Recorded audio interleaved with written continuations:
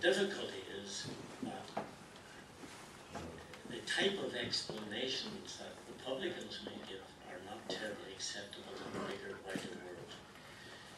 And the explanations that I'm going to give would be that the British really looked at the world and says, we don't need this Northern Ireland problem. We don't need the bombs going off in England. We don't need tourism being slaughtered in England, maybe the wrong word, the tourism being down. I mean, we've got to realise that 27 million people go through Heathrow. In those days it was 21 or 22. We don't have that, and probably at the same time they were hearing all sorts of areas saying Republicans would be prepared to enter into that. So basically, the other thing, which is quite simple, is this.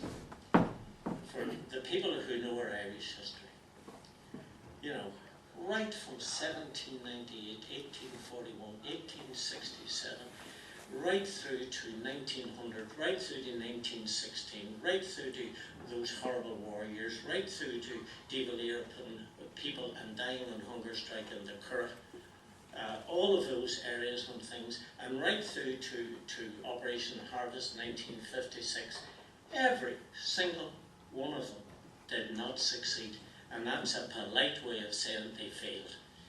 So for the first time in that inter-Irish history, England had a real problem in their hands. It couldn't be solved by military means, it couldn't be solved by more SAS, it couldn't be solved by paratroopers killing more people, and they had to begin to think of a solution, but something else happened. If you take all of that Irish history, and I'm sorry for lecturing at this, but there was real danger to the British power in a backyard invasion, right from the Spanish time, the Napoleonic times, the Hitler times, and the rest of it. And it was utterly in their strategic interest to keep Ireland perfectly Ireland. They couldn't hold the south, to keep the north, and to keep it in such a way that the control would be there. And if you think of it from a strategic point of view, that was quite a sensible policy.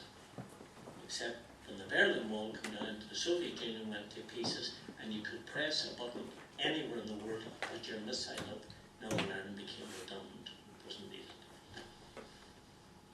Just talk to us about that back channel in the 90s. And the big story was that what people were trying to achieve was negotiation on the basis of, I think, an unannounced secession by the IRA. You're too sharp.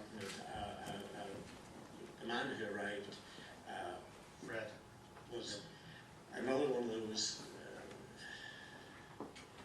Fred was a classic scholar, which I found out much later from Cambridge. A mild-spoken man, and he came in, and I said, Larry, who's down there with me, I said, who's this guy? I says, I haven't a clue. He said, he's bringing jobs to Gary, he wants to talk to me. And I said, I'm up to here with that type of bullshit. I said, so-and-so. So he comes in, and he sits down, and he's very nice and very polite. And I'm beginning to get completely fed up, and Larry was in the room, and others saw in the room, and this guy was struggling. Then a very interesting thing happened. I said, what is your name? He says, my name is Mr. Ferguson. Just at that moment, there was a knock at the door. And it was an RUC man, right? And I said to Larry, who is this? He says, it's an RUC man called Ferguson. Then there was confusion, right? Two Fergusons at the one moment, right? And I can sit here and say, not a bloody clue as to even thinking of it. First thing I thought was some of the sons or daughters, car tax or whatever it was, right? Because throughout all of this, our house has made it an absolute policy not to break the law.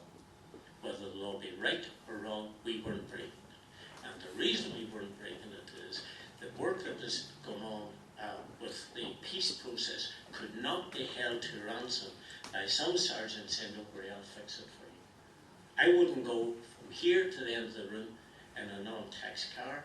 and I would not take one glass of wine and drive from here to you. And that was the rule of the house. So I didn't know what this constable was. And I still don't know what it was, right? But two Fergusons in the one day. So this guy's sitting here, and I'm saying, you know, I'm sorry, don't agree with it, so but I've things to do. And he put his hand and he handed me over a blue coloured paper, lightly blue, and it was from Peterborough Secretary of State, which said, you've worked in this area, flowery language, and he says, we'd like you to work with Robert, right? So the minute that happened, I looked at Larry, and Brendan was in and out, and I should have put the damn thing in my pocket, and I didn't. I handed it back to him, and as I say, it's only when you get older you say, I would love to have had that, to go down to Galway University with it. But anyway, so the net result is, he said that he was here and that he wanted to reopen the situation. First thing I did was I put that straight down the channel to McGuinness, and he in turn put it to wherever he put it to. And I must say, in fairness to McGuinness, McGuinness has a lovely habit. I haven't seen him for a year, by the way. He puts his hand behind his back, and he yawns. He yawns. Then he looks at his watch. And he yawns again. And then he says, I have to go. So he was not enthusiastic, I can tell you. Not somebody in this hall might have a more intimate version of what actually happened when that got to wherever it had to get to. So that was the start of it. Now, Robert, I said to him, well... You better explain who Robert is. Robert you was... called him Fred. So Robert McLaren was this guy that came, right? What his real name is, Lord knows. But the point is Robert McLaren. He's MI5 at this stage, isn't he? I didn't know what he was because... You know the Bible, don't you? No, he was actually MI6, who'd been seconded to MI5. Right? Sorry about all this. That's the situation. So we had a situation where Oakley was out.